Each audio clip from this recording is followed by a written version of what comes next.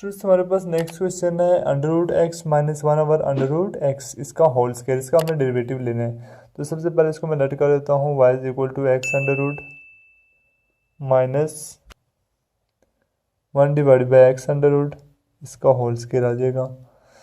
इसका जब हम स्क्वायर ओपन करेंगे तो हमारे पास आ जाएगा y is equal to x square a square plus b square minus two, ये हमारे पास अंडर रूट एक्स है और बी हमारे पास one over under root x है। तो अंडर रूट एक्स से कट जाएगा, तो यहाँ से हमारे पास आ जाएगा Y is equal to,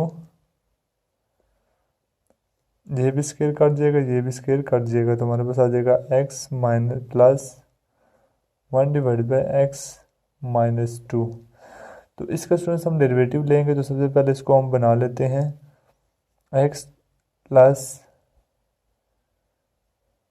x की power minus one minus two, क्योंकि यहाँ पे पावर प्लस वन थी, ऊपर जाके माइनस वन। अब हम डेरिवेटिव लेंगे तो हमारे पास आ जाएगा d y by d x is equal to, x का डेरिवेटिव वन होता है प्लस माइनस एक्स का डेरिवेटिव पावर रूल के ज़रिए, पावर शुरू में माइनस वन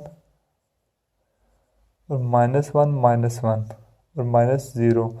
चूँकि इसका डेरिवेटिव पावर रूल हमारे पास होता है पावर शुरू में और पावर में से एक माइनस, तो यही रूल मैंने यहाँ पे अप्लाई किया है।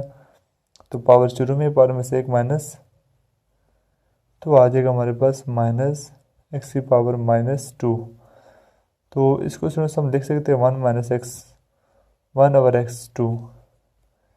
नेक्स्ट इसको ऐसे भी लिख सकते हैं x square minus one divide by x square. तो ये हमारे पास फाइनल आंसर आ गया है। तो स्टूडेंट्स आपने देखा किस तरह से हमने जो प्रोडक्ट टूल